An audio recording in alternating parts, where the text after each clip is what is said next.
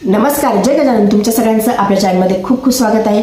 माघ वद्य सप्तमी ही श्री गजानन महाराजांची प्रगट दिनाची तिथी आणि यावर्षी ही तिथी आलेली आहे 8 फेब्रुवारीला. आपण दरवर्षी माघ वद्य सप्तमीला श्री गजानन महाराजांचा प्रगट दिन साजरा करतो आणि यावर्षी आपल्याला श्री गजानन महाराजांचा प्रगट दिन हा 8 फेब्रुवारीला साजरा करायचा आहे.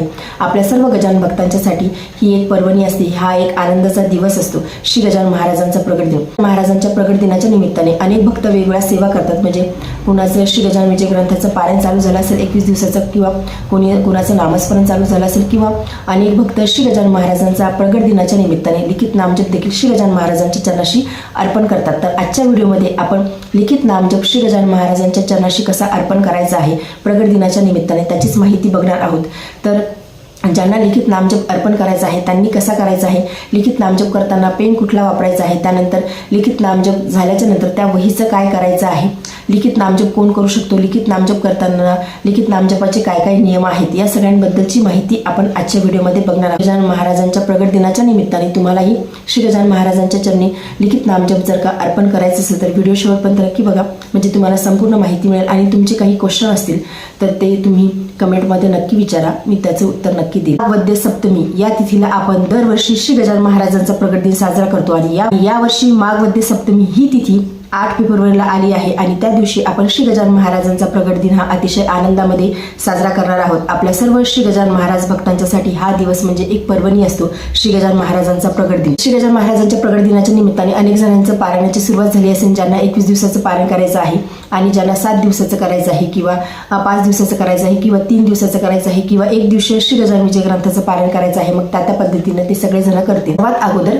लिखित नामजप कोण करू शकतो, लिखित नामजप कोणीही करू शकतो. ज्यांची इच्छा असेल त्या सगळ्यांनी लिखित नामजप श्री गजानन महाराजांच्या चरणाशी तुम्ही अर्पण करू शकता. आता लिखित नामजप का करावा, म्हणजे तसं तर आपण नामजप करतो, नामजपाला खूप महत्व आहे, अनन्यसाधारण महत्व नामजपाला आहे.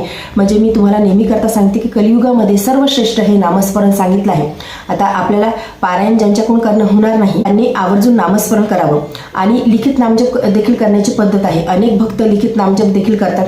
त्याचं महत्त्व असं आहे, त्याचे फायदे असे आहेत की जेव्हा आपण लिखित नामजप करतो तेव्हा आपण हाताने लिहितो आणि डोळ्याने बघत असतो, त्यामुळे पूर्ण कॉन्सन्ट्रेशन आपलं लिखित नामजपावरती होते. जेव्हा आपण माळी घेतो किंवा आपण बोलतो तर त्यामुळे तेव्हा काय होतं की आपण जेव्हा आपण माळीवरती नामजप करतो किंवा आपण चालता बोलता नामजप करतो तेव्हा आपलं एवढं कॉन्सन्ट्रेशन होत नाही, एवढं आपलं मन त्यामध्ये तल्लीन होत नाही. त्यामुळे लिखित नामजप करण्याला देखील महत्त्व आहे. तर तुम्हालाही जर का श्री गजानन महाराजांच्या चरणी प्रगट दिनाच्या निमित्ताने लिखित नामजप अर्पण करायचं असेल तर तुम्ही तसा करू शकता. आता लिखित नामजप कसा करावा, लिखित नामजप तुम्ही संकल्पयुक्त घेऊन देखील करू शकता किंवा संकल्प न घेता देखील तुम्ही करू शकता. म्हणजे तुम्ही संकल्प घेतला आहे की आता 11 दिवस जवळपास तुम्हाला मिळतील प्रगट दिनाच्या पर्यंत. म्हणजे हे काही 7 दिवस असतात किंवा 11 दिवस असतात, किंवा मागचा जो सप्ताह असतो प्रगट दिनाच्या अगोदरचा हा अत्यंत महत्त्वाचा असतो. या दिवसांमध्ये देखील तुम्ही लिखित नामजप करू शकता. आता लिखित नामजप करताना तुम्ही वही कुठली घ्यायची आहे, तुम्ही कुठलीही वही घेऊ शकता, तुम्हाला जी आवडेल ती. म्हणजे असं नाही की नामस्मरणाचीच वही तुम्ही घेतली पाहिजे. तुमच्याकडे जे रजिस्टर असेल, वही असेल, त्यावरती तुम्ही लिखित नामजप करू शकता. लिखित नामजप तुम्ही ठरवून दिवसभरामध्ये 108 तुम्हाला जर का करायचं असलं तर रोज समजा 108 मी नामजप लिहिणार आहे त्या पद्धतीने करू शकता. किंवा 108 कोणाकडून होणार नाही तर मग 11 किंवा 51 किंवा 21 वेळेस तुम्ही नामजप लिहू शकता आणि त्या पद्धतीने तुम्ही प्रगट दिनापर्यंत मग तुमची जेवढे होईल तेवढी संख्या तुम्ही महाराजांच्या चरणाशी तो अर्पण करू शकता.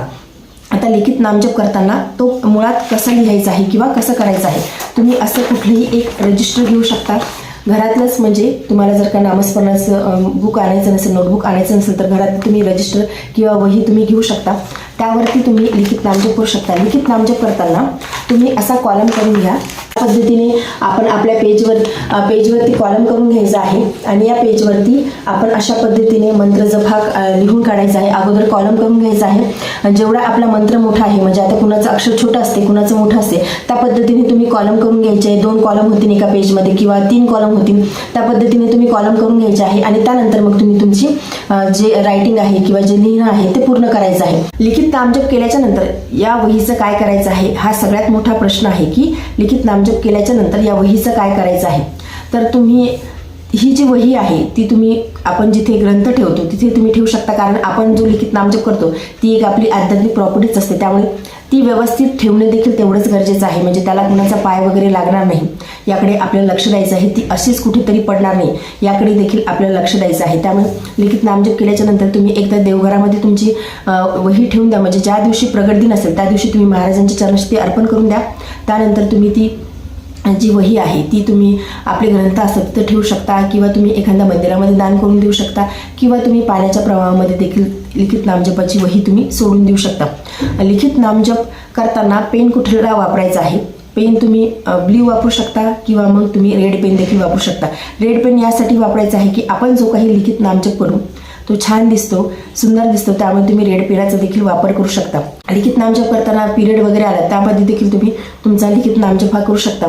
जेव्हा आपल्याला पिरियड असतो किंवा काही दुसरं अन्य कारण असते तेव्हा फक्त आपल्या देवांना किंवा ग्रंथाला हात लावायचा नसतो. आपण नामजप करू शकतो, मुखाने देखील करू शकतो आणि लिखित देखील करू शकतो, त्याला काही प्रॉब्लेम नाही. तुमच्याकडे सध्या 11 दिवस आहेत. 11 दिवसामध्ये तुम्ही जेवढा काही लिखित नामजप करू शकता, 11 दिवसामध्ये किंवा 7 दिवसामध्ये तुम्ही जेवढा काही लिखित नामजप करू शकता तेवढा तुम्ही लिखित नामजप करा. तुम्ही ही सेवा संकल्पयुक्त करू शकता किंवा संकल्प न घेता देखील करू शकता. म्हणजे दिवसभरामध्ये तुम्हाला जर पूर्ण एक पेज जर तुम्हाला राईट करायचं असेल तर त्यामध्ये तुम्ही पूर्ण एक पेज लिखित नामजप करू शकता. गणगण गणार्थ होते हा मंत्र लिहून काढू शकता, किंवा 11 वेळेस, 21 वेळेस, 51 वेळेस तुमच्याकडून जसं शक्य असेल, जसा तुम्हाला वेळ मिळेल त्या पद्धतीने तुम्ही श्री गजानन महाराजांच्या चरणी प्रगट दिनाच्या निमित्ताने लिखित नामजप हा अर्पण करू शकता.